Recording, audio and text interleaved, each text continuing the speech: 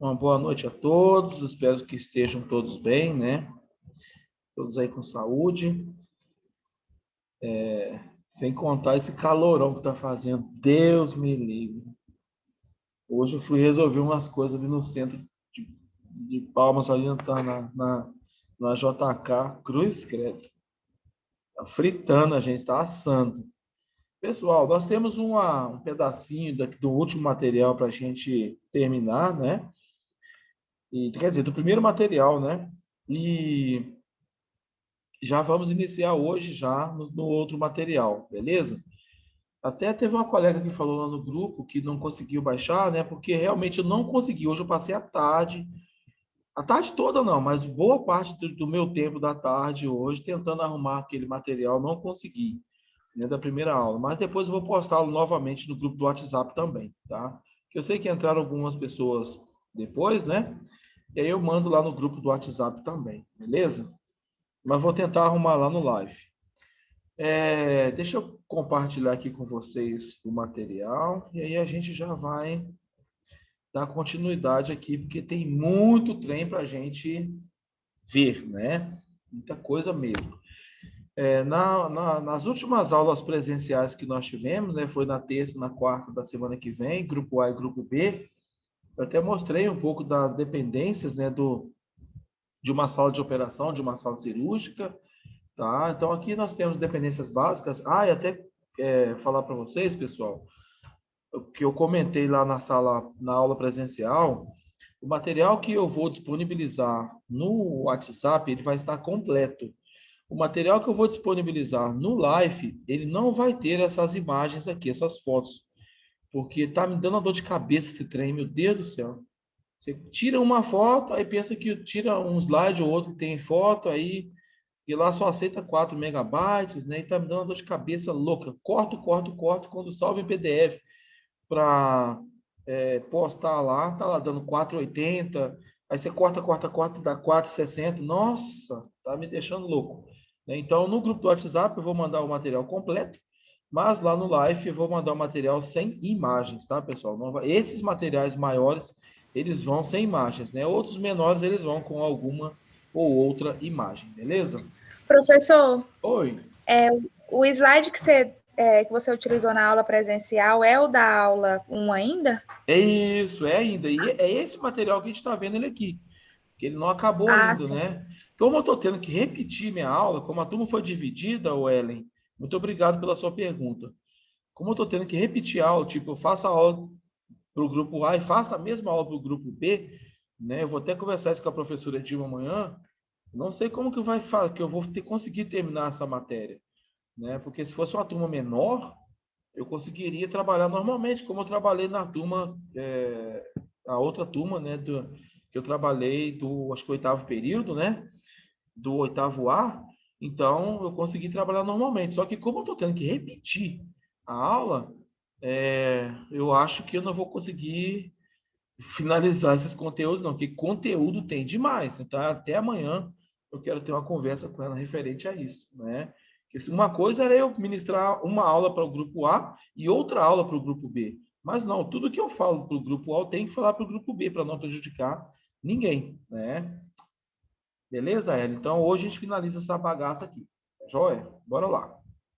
Aqui nós temos alguns exemplos, né, de sala cirúrgica, né? A gente observa, até mostrei na sala de aula convencional, que elas são divididas em quadrantes, né?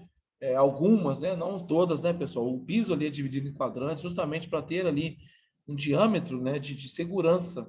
Às vezes, até as pessoas que estão ali em volta, ao redor, esse piso aqui do lateral dessa foto da direita, ele mostra justamente onde as pessoas, até onde o limite que as pessoas que estão ali observando uma cirurgia podem chegar, né? Mais do que isso, já passa do padrão de segurança, né? Mas não são todos os blocos cirúrgicos que têm essa bola, né, com esses quadrantes divididos no piso, não, tá, pessoal? Esses quadrantes servem justamente para diferenciar onde vai ficar o cirurgião, posição da mesa cirúrgica e onde vai ficar o instrumentador cirúrgico e, inclusive, onde vai ficar o anestesiologista e o restante da equipe, beleza? Aí tem gente que pergunta assim, Maurício, mas pode ficar pessoas aqui observando? Sim, né? Às vezes é um estagiário de enfermagem, de radioterapia, radiologia, né? Fisioterapia, a própria medicina mesmo, né? Às vezes é um residente, né? E assim por diante. Então, muitas pessoas observam, sim, as cirurgias, tá, pessoal? Falei também sobre esse slide aqui, que o material lá, ele é mínimo, tá, pessoal? Mínimo necessário. Não pensem em vocês que vocês vão chegar lá e vão ter lá uma grande quantidade de material. Não vão ter. É o mínimo necessário para que ocorra todas as cirurgias, né, da melhor maneira possível. Então, está falando sobre peça central, né, que é a mesa de operações. Então, a peça central, ela é a mesa central. Então, a gente observa aqui dois modelos de mesas de operação, né, mesas cirúrgicas. Ela tem a base, que é o tampo, que a gente chama, né, e os segmentos articulares. Então, nós conseguimos elevar, né, baixar essa cama, fazer ali alguma posição que precise, né, para posicionamento do paciente na mesa operatória, seja ginecológica, decúbito dorsal, né, ou se for decúbito lateral, um dos decúbitos laterais, ou decúbito ventral. Então, a gente consegue sim fazer posicionamento do paciente na mesa cirúrgica, tá? Falei com vocês na sala de aula, lá na ITOP, não sei se vocês se lembram, algumas mesas cirúrgicas, elas são fixadas no chão, tá, pessoal? No piso, elas são parafusadas no piso, não se movem. Outros centros cirúrgicos, não, ela tem até rodinha, né? Então, assim, depende do bloco cirúrgico, lógico que essas rodinhas, elas são travadas justamente por conta de mexer ali na hora da própria cirurgia em si. As mesas auxiliares, pessoal, colocação do instrumental cirúrgico, né? E o instrumentador cirúrgico, quem pode sim ou não fazer a colocação dessas mesas. Então, aqui eu tirei da internet umas fotos de umas mesas cirúrgicas bem antigas, pessoal, sabe? Então, se vocês observarem aqui, essa, por exemplo, da esquerda, ela tinha um pedal, né? Ela tinha um pedal e uma válvula onde tirava um pouco da pressão, tipo um macaco hidráulico, né? Então, quando eu queria aumentar essa mesa, ia apertando ali aquele pedal, pisando naquele pedal ali, né? E a mesa ia subindo. Se quisesse baixar, pisava nessa outra partezinha menorzinha aqui, e ela ia tirando ali um pouco da pressão e ia baixando a mesa cirúrgica. Então, essas são bem antigas, né? Essa aqui já é um pouco mais moderna do que essa da esquerda, mas ela também ainda conta, pessoal, com aparatos, né, de manivelas. Não era eletrônica como as atuais que nós temos hoje, né? Que ali é só você apertar um botãozinho, sobe de um lado, sobe do outro, baixa, né? E assim por diante, beleza? Aqui nós temos as mesas auxiliares, né? Então, nessa mesa auxiliar aqui, pessoal, é justamente onde vai se montar o instrumental cirúrgico. Dependendo da cirurgia, né? Se não for uma cirurgia de grande porte, os médicos, os instrumentadores, às vezes montam até mesmo numa mesa de maio, né? Se não for uma cirurgia de grande porte, pode sim montar numa mesa de maio. Porque a mesa de maio, ela tem regulagem, tá, gente? Ela tem regulagem. Então, ela baixa, levanta, né? Essa parte aqui da bandeja da mesa de maio, ela baixa, levanta, pode sim montar, tá? Mas a gente não vai falar especificamente sobre isso aqui hoje, porque nós temos um material somente sobre instrumental cirúrgico, tá? Carrinho de anestesia, né, com justamente os monitores cardíacos, né, e assim por diante, de pressão arterial, respirador, né? Então, tudo tem nele lá. Os cestos, né, que nós chamamos de hampers, ou hamper, né? Então, é ali onde vai toda a rouparia, toda a roupa suja, né? Que já foi utilizada, e ela vai ser reprocessada, né? Vai ser limpa, lavada, secada, empacotada e esterilizada, né? As que forem para ser esterilizadas. Nós temos as bacias, mas os suportes, né? Maurício, mas que bacia é essa que eu não estou sabendo? Sim, pessoal, nós temos sim bacias. Por exemplo, eu já participei de algumas cirurgias, né? Já observei algumas cirurgias que teve muita intercorrência, teve hemorragias severas e precisou sim de bacia justamente para evitar aquele sangramento espalhar ali pelo piso, né, pela mesa cirúrgica propriamente dita e assim por diante, correndo risco até da equipe sofrer um acidente. Pisa naquela poça de sangue ali, escorrega, machuca, né, dá um problema. Isso sem contar o risco de contaminação. né? Bisturi elétrico, a gente falou muito nele lá na sala de aula convencional, tá? E armários embutidos, pessoal, para guarda de materiais necessários, tá? Esses armários embutidos não é para guardar mochila, não é para guardar capacete, nada disso. Isso aí fica dentro da sala cirúrgica. Então, ali ficam documentos, né, como impressos diversos, às vezes impresso de prontuário, impresso das fichas, né, do que foi gasto ali por cada cirurgião naquela determinada cirurgia e assim por diante. Aqui nós temos alguns aparelhos, né? Peguei uns mais antigos, pessoal, que é o carrinho de anestesia, isso, tá, pessoal? Isso aqui é um carrinho de anestesia. Então, eu peguei desde um mais antigo lá na internet até um mais ou menos, né? E hoje o mais moderno, né? Então, assim, vocês observem a evolução de um carrinho de anestesia. E eu comentei lá na sala de aula, o carrinho de anestesia, pessoal, ele vai ser comandado pelo anestesiologista. Então, o anestesiologista ele não tem só o papel de anestesiou, vai lá deitar, comer uma fruta, assistir Netflix. Não. Enquanto estiver acontecendo um ato cirúrgico, o anestesiologista tem que estar na sala de operação e cuidando do paciente. É ele quem vai verificar a pressão, é ele quem vai verificar saturação de oxigênio, né, monitor cardíaco e assim por diante.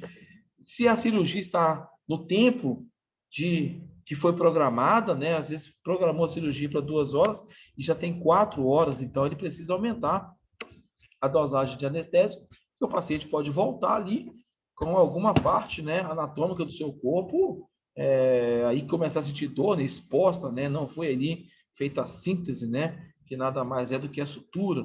Então, pessoal, e outra, eu até comentei, o anestesiologista não tem só a função de chegar ali, anestesiar e isso tudo que eu acabei de dizer. Se acontecer alguma intercorrência com o cirurgião, pessoal, digamos que o cirurgião passe mal, né? Tem um mal súbito, por exemplo, e o anestesiologista ele tem que ser um profissional capacitado. Se não tiver outro cirurgião ali para substituir aquele cirurgião, quem vai assumir a cirurgia é o anestesiologista, tá? Então, é ele quem vai assumir a cirurgia para que ela ocorra da melhor maneira possível, beleza? Aqui nós temos um hamper, né, que ele está sem aquele saco protetor dele, né? Aqui nós temos 2 monitores cardíacos convencionais, suporte de soro, né? Nós temos um biombo, né? Aqui atrás nós temos um biombo e um suporte de soro, né? Que também são utilizados nas cirurgias, né? Questão da iluminação, pessoal, olha, as salas cirúrgicas ela tem que ter uma boa iluminância. Não pode ser nem com muito lumen e nem com pouco lumen. Lux, né? Aliás, lumen não, lux. Né? Então, assim, nem muita iluminância, nem pouca iluminância, né? Porque senão dá problema. Não tem como fazer uma cirurgia no escuro, mas infelizmente já aconteceu várias vezes. Já trabalhei em alguns hospitais dos interiores, aí, dos rincões do Brasil. E às vezes faltava energia, a gente tinha que improvisar uma lanterna, a gente tinha que improvisar. Depois começaram a aparecer os celulares, né? Não pode acender lamparina, não pode acender vela, porque são materiais que, além de queimar, ter queima de fuligem, né? Causar fumaça, pode ter risco de explosão por conta do oxigênio. Às vezes pode estar tendo vazamento de oxigênio em determinadas tubulações de gás, né? E, consequentemente, causar uma explosão, beleza? Está dizendo aqui os aspectos principais da iluminância. Olha só, da iluminação. Eliminação de sombras, né? Então o foco ele tem que ser bem posicionado. Geralmente não é um foco só que fica por cima do ato cirúrgico em si, né? Por isso que tem que ter luzes em várias direções. Redução de calor não pode ser, pessoal, mais aquelas lâmpadas incandescentes, né? Então hoje tem as lâmpadas de LED, que além de não esquentar, ela tem um alto poder de luminância e, consequentemente, um baixo consumo de energia elétrica. Né? Está dizendo aqui, ó, lâmpadas ideais, né? E filtros atérmicos. Então, precisa ter, sim, as lâmpadas ideais e os filtros atérmicos para que se tenha uma boa iluminância. Porque, apesar da sala cirúrgica ser uma sala climatizada, as lâmpadas esquentam muito, né? Intensidade adequada, já acabei de dizer isso, né, pessoal? Então, é conforto para o cirurgião. Se tem pouca iluminância, ele vai forçar demais a visão. E se tem muita iluminância, consequentemente, vai começar a prejudicar a visão dele, né? Então, é aquele processo que nós temos nos nossos olhos, quando a gente está no escuro, acontece um fenômeno no nosso olho chamado de midríase, né? Que é a dilatação da pupila, para a gente captar o máximo de luz possível. E quando a gente está num ambiente com muita iluminação, muita luminância, acontece o fenômeno contrário, que é a miose, né? Que faz a contração da pupila, diminuindo a incidência de raios de luz, né? Para que aquilo não venha até agredir os nossos olhos, beleza? Então, tem que ser uma iluminação adequada, tá, pessoal?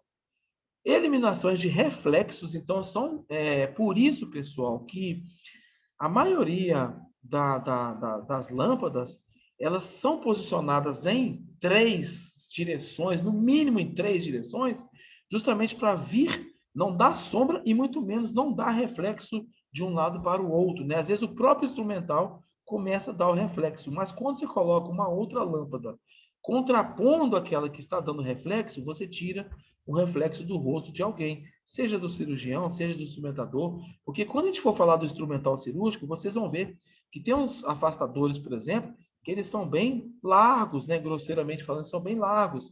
E aí, aquilo pode dar reflexo no olho de alguém. Mas quando a gente tem uma lâmpada contrapondo esse reflexo, diminui essa incidência, tá?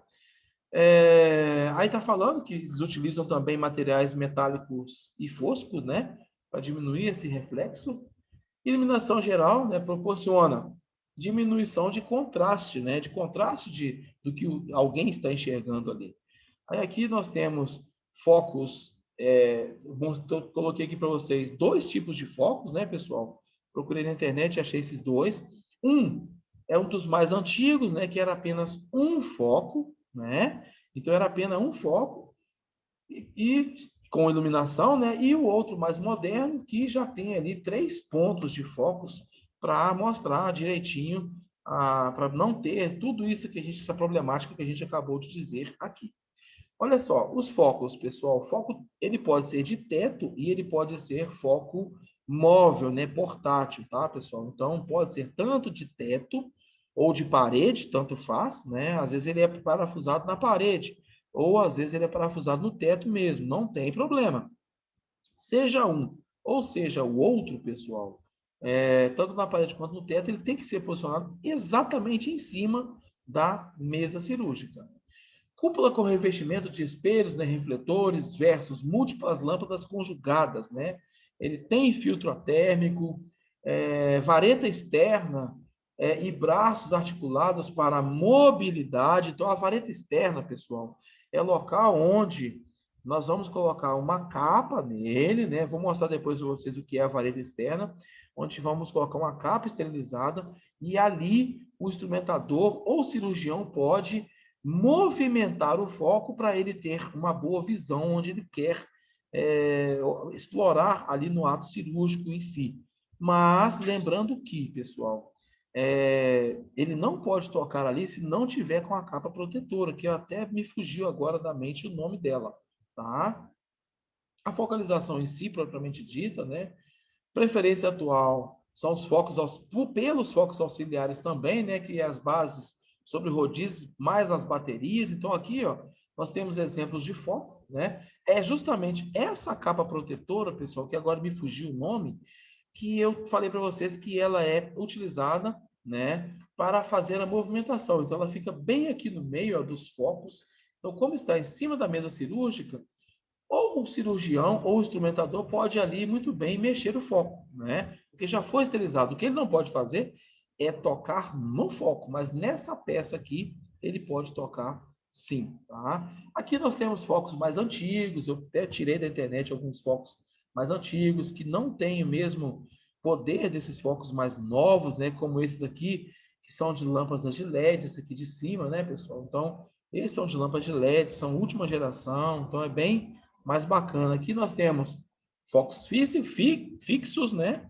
E focos portáteis, né? Que podem movimentar. Por exemplo, Se você vai trabalhar numa unidade básica de saúde, um postinho, né?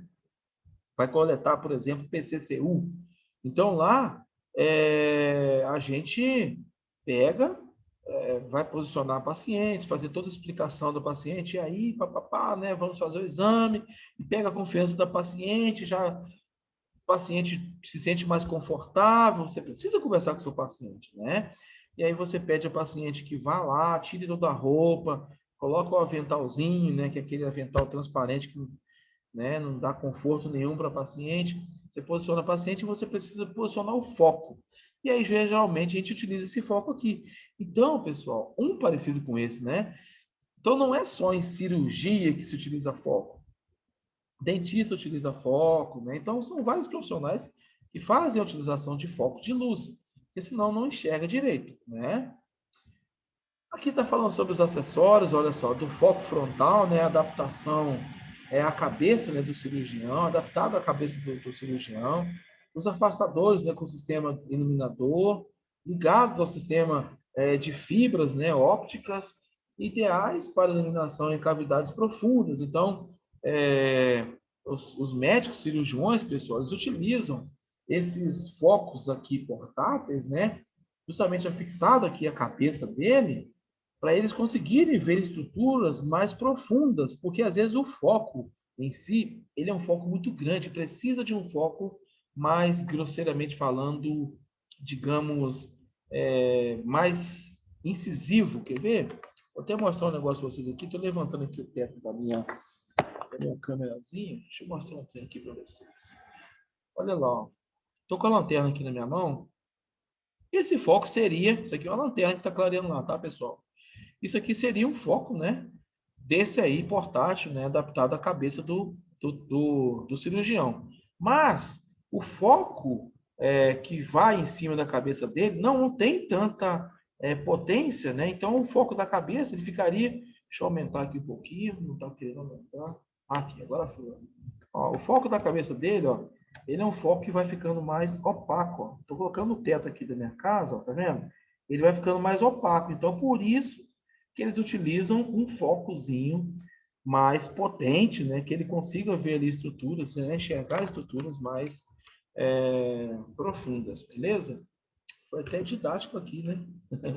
Utilizei a lanterninha, porque eu fui para a roça no final de semana, levei minha lanterninha, que lá de vez em quando falta energia elétrica, eu preciso desse trem lá. Vamos para frente, que atrás vem gente. Ventilação.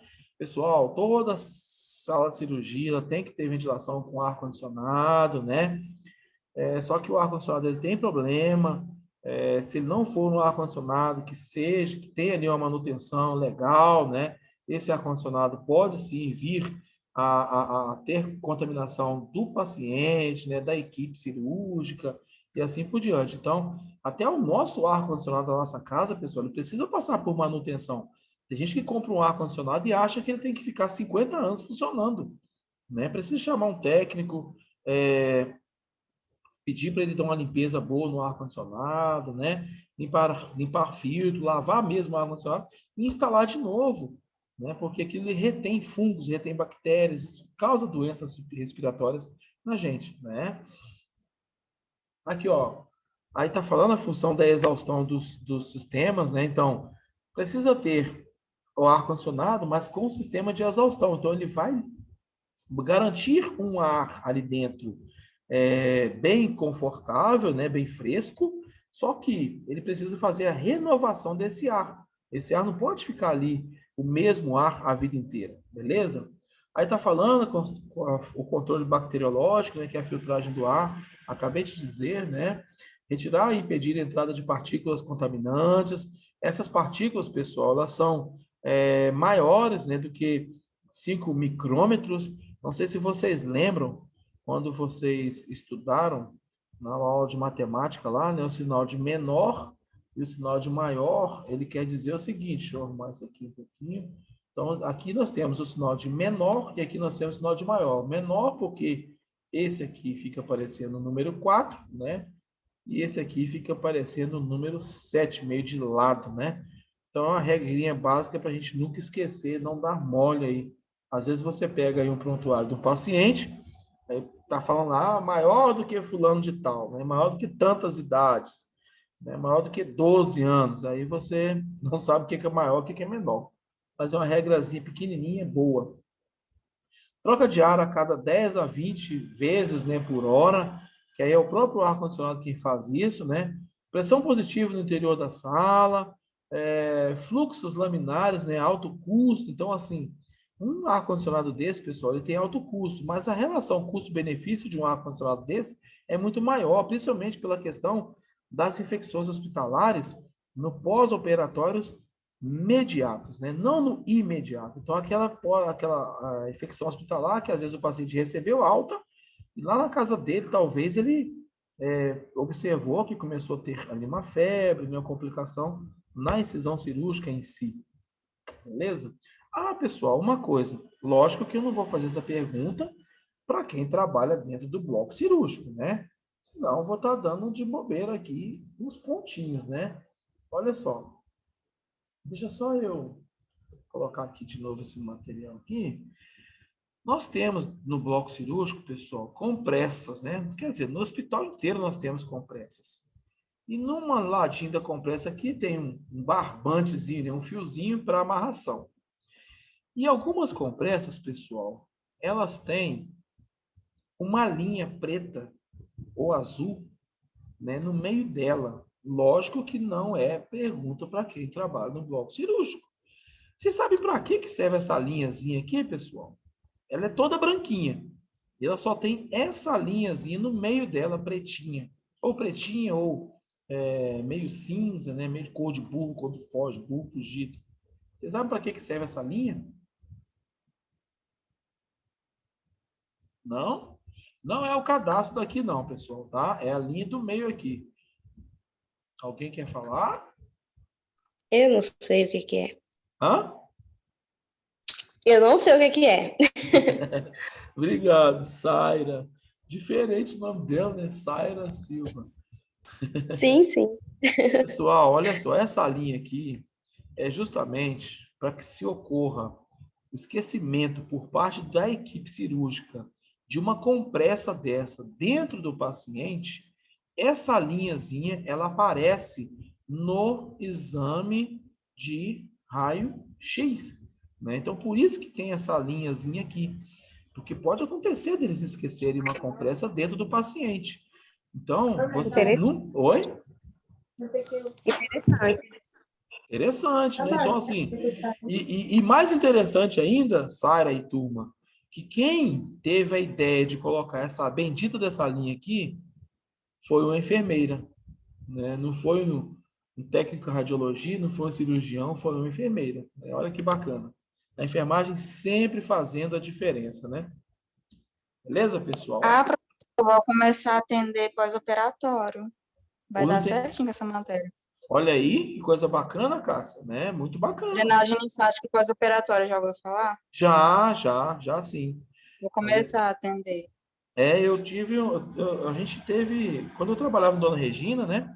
Eu via muito, tinha umas colegas lá que procuravam esse profissional justamente, né, para fazer esse tipo de drenagem, principalmente mulheres que tiveram pré-eclâmpsia, né? Mulheres que tinham ali muito edema nos membros inferiores, né? E aí elas procuravam esse tipo de drenagem, mas não só lá na maternidade, mas já vi em outras especialidades médicas também. Bacana, parabéns.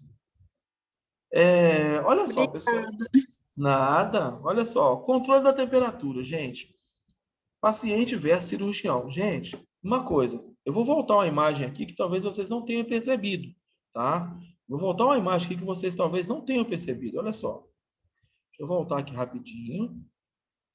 Essa imagem, pessoal, a gente vê que o cirurgião, o instrumentador, né, eles estão todos encapotados e suando, gente, mesmo estando numa sala cirúrgica, né?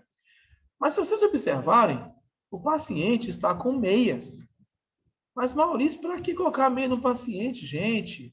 Olha a hipotermia, né? Então, são cuidados que nós temos que ter com o cliente. Aí, quando eles falam aqui embaixo, olha só, essa questão de temperatura, paciente versus cirurgião, pessoal, é justamente isso. Você tem que ter o seu conforto térmico, enquanto instrumentador, cirurgião, circulante, o que for, mas o paciente também precisa, porque ele não pode ter uma hipotermia, né? Você não pode deixar o paciente ali resfriar o corpo totalmente, né? Beleza? Então, a temperatura ideal é entre 21 e 24 graus Celsius, temperatura ambiente, tá, pessoal? Não é a temperatura do paciente, ou do cirurgião, ou de outra pessoa qualquer que esteja lá. Estamos falando de temperatura do ambiente, que não fica nem frio demais para o paciente e nem calor demais para o cirurgião, tá? Não pode ser igual o Wesley Safadão, ar-condicionado no 15, né? Tem que ser no 21 até o 24.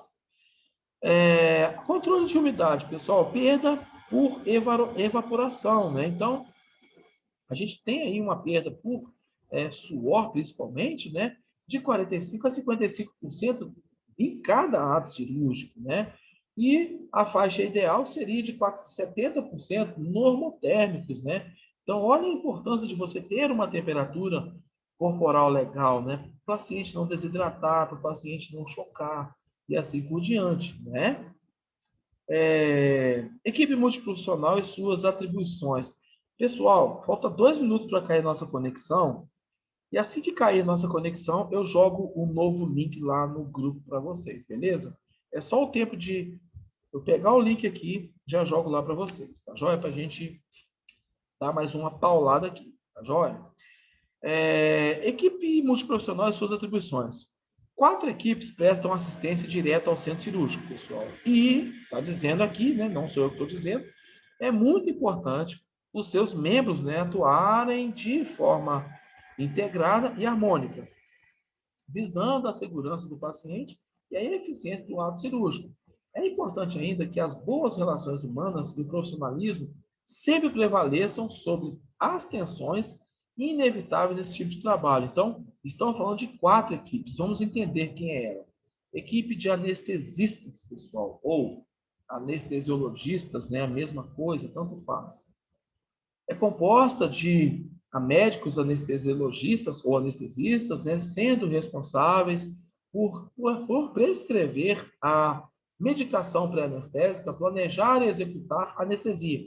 Pessoal, o anestesiologista ele não aplica somente o anestésico, ele aplica também as medicações pré-anestésicas, seja a antibiótico-terapia, seja a medicação para analgesia, como, por exemplo, morfina, tramal, né, e assim por diante. Então, é ele quem vai fazer a aplicabilidade, a aplicação dessas drogas, beleza? Não cabe à enfermagem fazer isso, não. Tá joia? Também cabe a esta equipe controlar o paciente durante e após o ato cirúrgico, né? Até restabelecimento de seus reflexos. Então, quando o paciente volta, pessoal, é o anestesiologista que vai estar ali esperando, né, para cuidar dele. Então, é ele quem controla o paciente, controla tudo. Pressão, respiração, acabei de dizer isso há meia hora atrás, né? Ele é um profissional fantástico, que faz muita falta dentro